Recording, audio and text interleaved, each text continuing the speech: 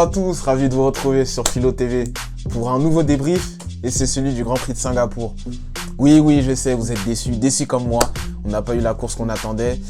On va revenir sur ce qui s'est passé et surtout pourquoi cette course n'a pas été à la hauteur de nos attentes. Pour la 4e place au championnat des constructeurs, il y a toujours ce duel. Certains pensaient qu'Alpine allait finir confortablement à cette 4e place, mais McLaren en a profité au vu des circonstances de course. Et enfin, retour sur l'actualité sur ces 3 dernières semaines avant ce week-end à Marina Bay.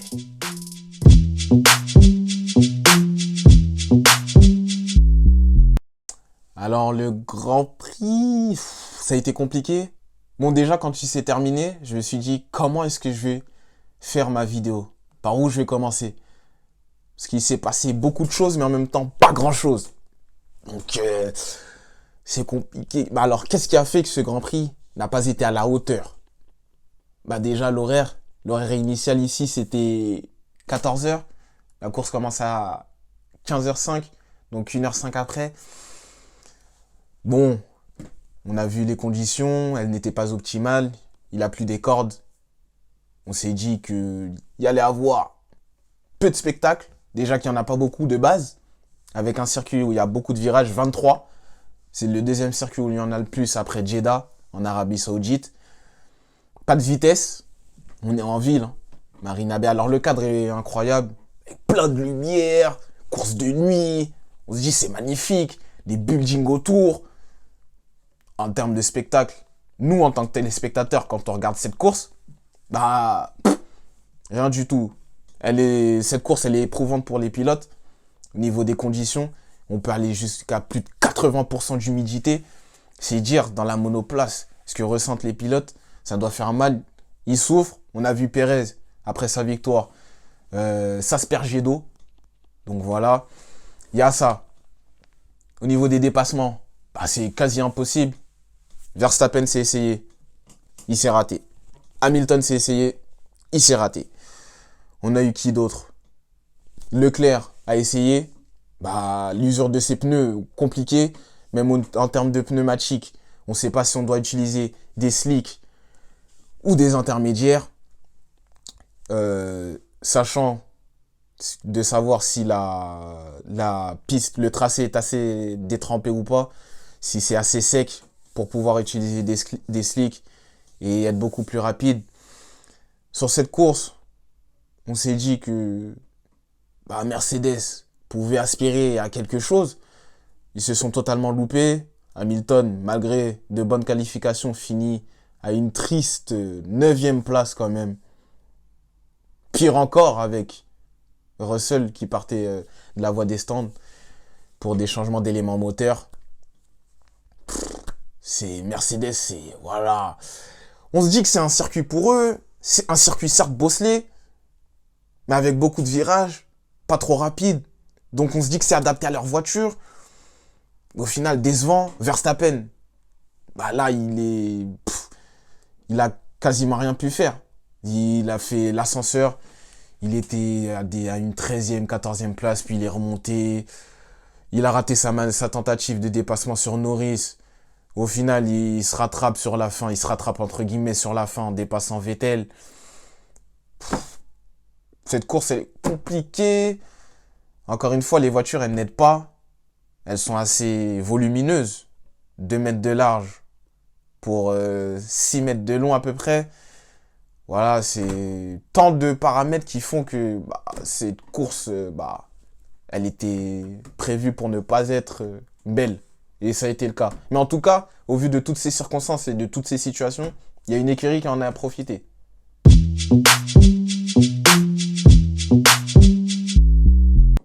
Bien sûr, McLaren. On parle de McLaren qui en a profité. Ils se sont pas fait prier pour aller dans le top 10, prendre des points, 22 points, contrairement à leur concurrent direct, Alpine, qui a fait une bulle. Ils en ont profité. Alors, il faut savoir que pour ce Grand Prix, ils avaient une nouvelle voiture avec de nouvelles couleurs sur leur monoplace, mais il n'y avait pas que la couleur qu'il fallait regarder. C'était vraiment la monoplace qu'il fallait regarder. Et en l'occurrence, les pontons. Les pontons ont été modifiés, mais seulement pour la voiture de Lando Norris. Normalement, Daniel Ricciardo recevra cette nouveauté lors du prochain Grand Prix à Suzuka au Japon. Alors, est-ce que la voiture est mieux? Ça, on attend de le savoir parce qu'ils ont profité des circonstances de course et se sont pas fait prier pour attendre. Et ils ont pris ce qu'il y avait à prendre. Donc, bravo à eux. Mais après, en termes de performance, est-ce qu'on peut tirer des conclusions hâtives sur ce qu'ils ont fait durant cette course? Je ne pense pas, pas encore. Maintenant, ils en ont profité pour prendre 22 points.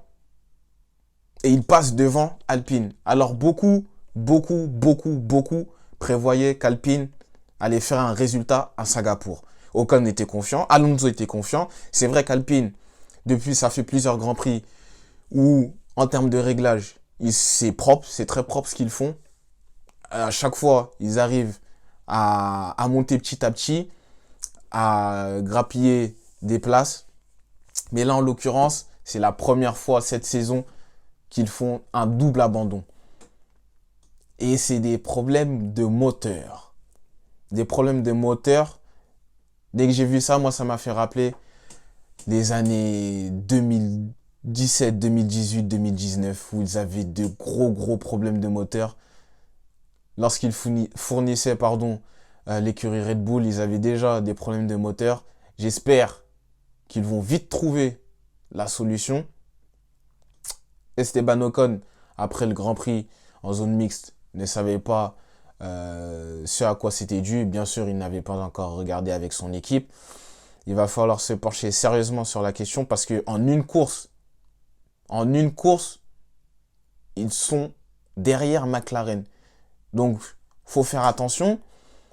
Maintenant, McLaren, ils étaient pessimistes en rentrant dans ce week-end. Norris n'était pas trop confiant. Il ne savait pas si la monoplace allait être performante.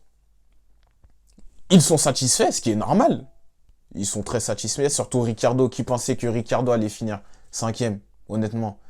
Moi-même, je me suis dit qu'il allait finir dans le ventre mou et qu'il allait pas être dans les points. Donc voilà, Esteban Ocon, lui, s'est raté sur les qualifications, donc ça allait être compliqué lors de la course. Alonso était bien parti, mais panne de moteur. Donc voilà, un nouvel acte remporté par McLaren. Prochain épisode au Japon, à Suzuka.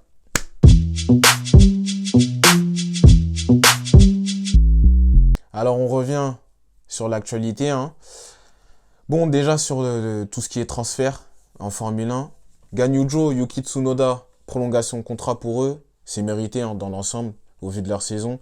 Yuki Tsunoda, va falloir qu'il garde son sang-froid. C'est mieux pour lui. Et Latifi, malheureusement, pas de baquet pour lui. Qu'il profite de cette dernière course. Et on lui souhaite bon courage. Le calendrier 2023 est sorti. 23 Grands Prix pour l'année prochaine. Maintenant, moi, je me pose une question.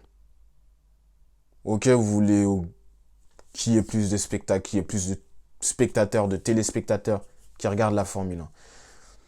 Maintenant, votre objectif, c'est d'être neutre en carbone d'ici 2030. Moi, je vois 23 Grands Prix en 2023. En 2026, ça va être quoi? 25, 26 Grands Prix? Et on va encore augmenter au fur et à mesure que les années défilent. Comment augmenter le nombre de Grands Prix si on veut être neutre en carbone? Faut être rationnel. Moi, je vois pas comment ils vont faire. Quand je regarde le calendrier, je vois 3 Grands Prix aux États-Unis. Moi, je suis d'accord avec Zak Brown, le patron de McLaren, quand il dit les Américains n'ont pas besoin d'avoir 3 Grands Prix pour suivre la Formule 1. Je pense qu'il y a assez de téléspectateurs et de spectateurs aux États-Unis qui suivent la Formule 1.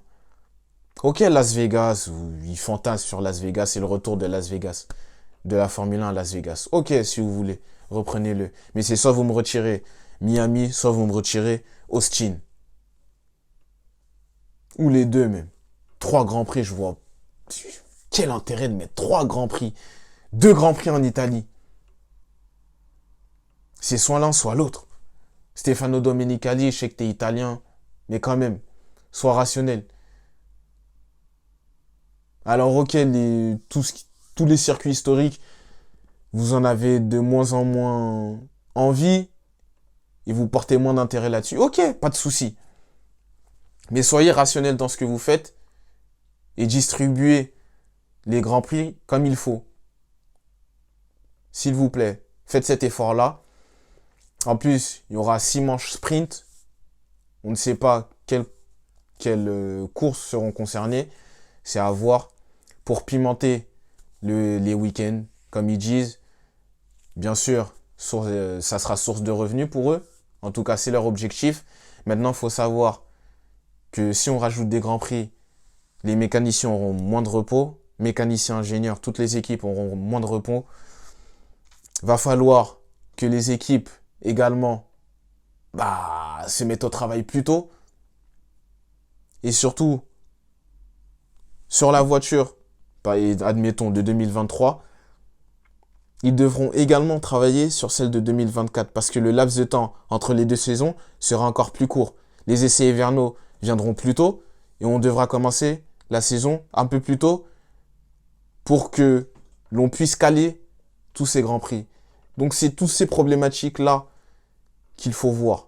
Je pense que la F1 n'a pas vu tout ça. Il faut qu'il fasse un effort là-dessus.